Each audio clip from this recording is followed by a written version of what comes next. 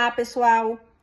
O meu nome é Débora Carvalho, eu sou aluna do 8º período de Direito da Faculdade Evangélica de Goianésia e sob orientação do nosso professor de Direito Administrativo, Jean Carlos Moura Mota, juntamente com os meus colegas, nós vamos tratar nesses vídeos sobre a organização administrativa, parte geral. E desde já pedimos que vocês curtam e compartilhem. Nos incentiva aí, galera. Então, mas o que é a organização administrativa? A organização administrativa nada mais é que a estrutura da administração pública, os seus órgãos e pessoas jurídicas que a compõem. E para compreendermos esta estrutura, nós precisamos saber diferenciar as entidades políticas das entidades administrativas. As entidades políticas nada mais são do que os entes federativos previstos na Constituição da República Federativa do Brasil, que está em seu artigo 18, que diz o seguinte, que a organização político-administrativa da República Federativa do Brasil compreende a União, os estados, o Distrito Federal e os municípios, todos autônomos nos termos desta Constituição. Aqui a autonomia, pessoal, não pode ser confundida com soberania. Por quê? Porque enquanto a autonomia consiste na possibilidade de cada um dos entes federativos se organizar-se internamente, elaborar suas leis e exercer as competências a eles atribuídas, a soberania vai tratar de características que apenas está presente no âmbito da República Federativa do Brasil, que é formada pelos mencionados entes federativos. Agora que nós já sabemos o que são essas entidades políticas, nós também teremos que saber o que são as entidades administrativas. As entidades administrativas são a própria administração indireta, que é composta taxativamente pelas autarquias, fundações públicas, sociedades de economia mista, mas esse é um assunto para o próximo vídeo, que será tratado pelas nossas amigas Angélica e Andressa. Então, fique com Deus.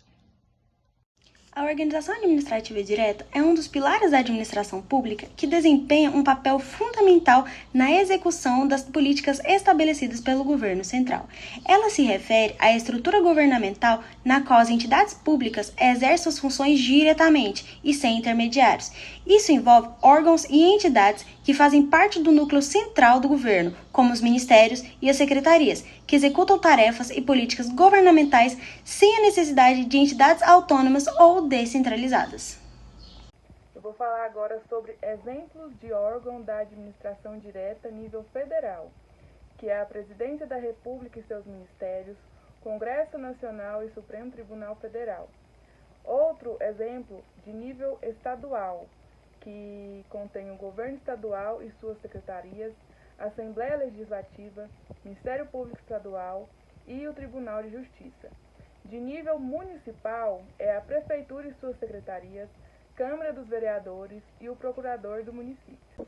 A administração indireta é um conjunto de entidades que, ligadas a um ministério, prestam serviços públicos ou de interesse público. A sua existência está ligada ao princípio da descentralização ou da distribuição de competência e atividade.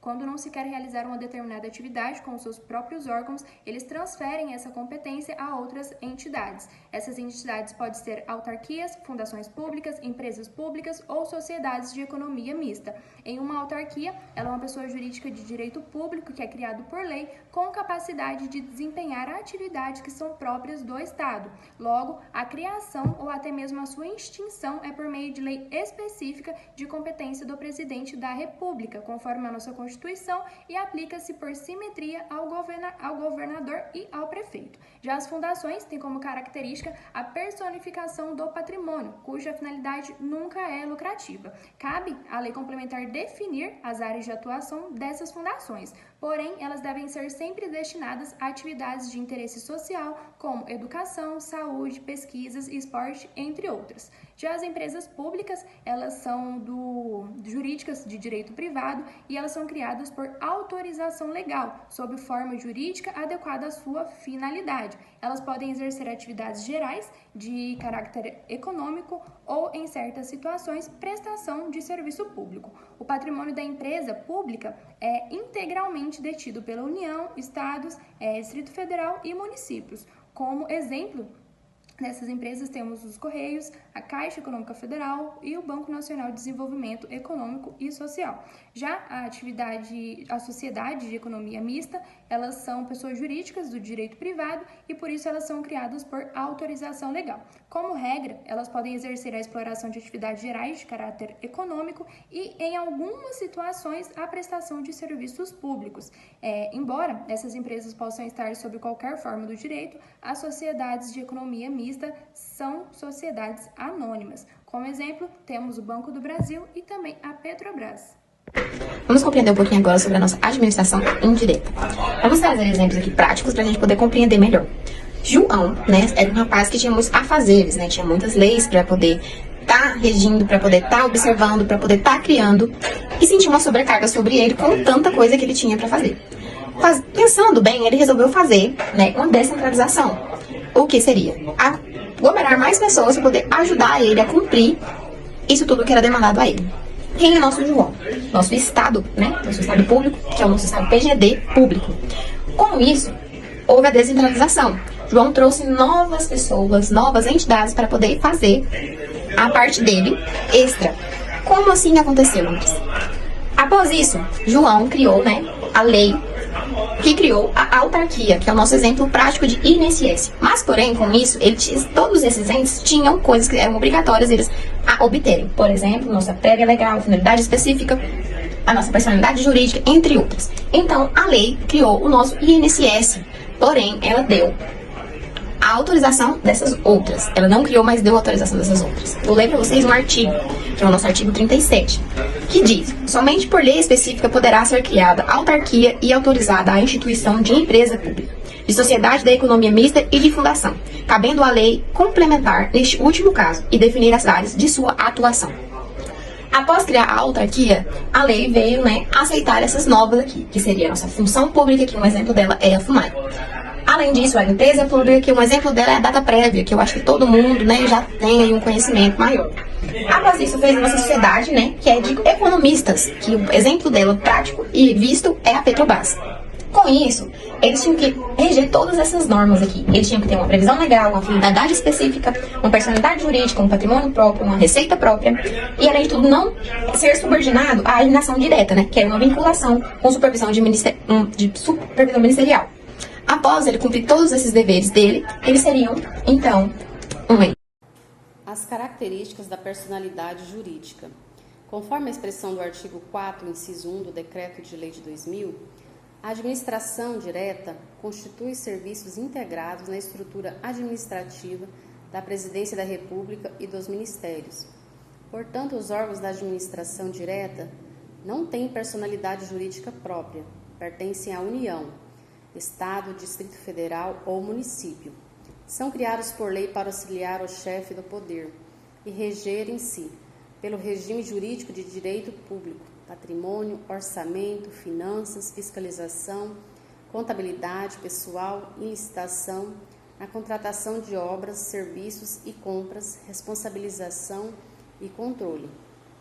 Os órgãos da administração direta são pessoas jurídicas de direito público e têm autonomia. Nesse caso, os serviços públicos são prestados por seus próprios meios, ou seja, sem a criação de nova personalidade jurídica. A administração indireta é um conjunto de órgãos que oferecem serviços públicos. Eles estão ligados à administração direta, mas têm sua própria personalidade jurídica com seu CNPJ próprio.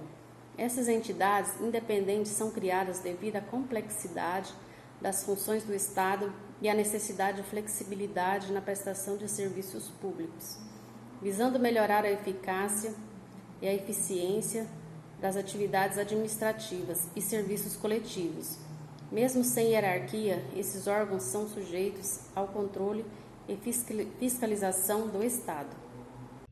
Em sequência, a capacidade de autoadministração dentro do âmbito da organização administrativa de modo geral se traduz como a capacidade e a competência dos entes federativos se organizarem para executarem as atividades de natureza administrativa.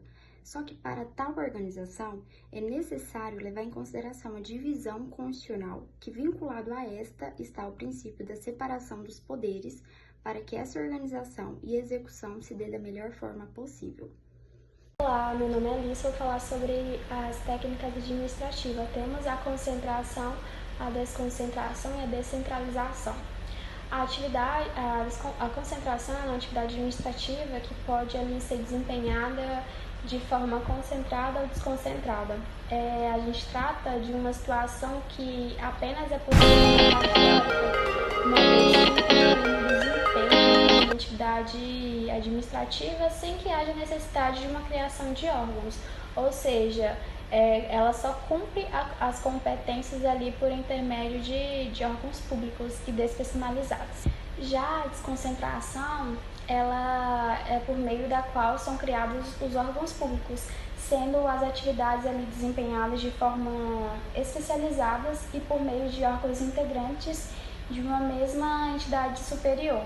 Importante ressaltar que a atuação administrativa ela pode ser tanto indireta ou das delegatárias do serviço público. A descentralização já é uma técnica que trata de um ente federativo, ou seja, suas distribuições são formadas por meio de outras pessoas jurídicas, ao contrário do que ocorre quando a criação dos órgãos públicos.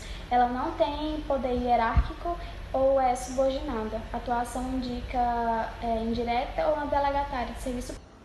Olá, meu nome é Caleb Salem e eu vou falar um pouco sobre os órgãos públicos. Os órgãos públicos são as repartições internas do Estado criadas a partir da desconcentração administrativa com a finalidade de desempenhar funções estatais, sendo despidas de personalidade jurídica, ou seja, é o compartimento da estrutura estatal a que são cometidas determinadas funções, sendo integrados por agentes públicos e que, quando os executam, manifesta a própria vontade do Estado. A principal característica dos órgãos públicos é a ausência de personalidade jurídica, não possuem vontade própria e estão ligados e submetidos à pessoa jurídica a que pertence.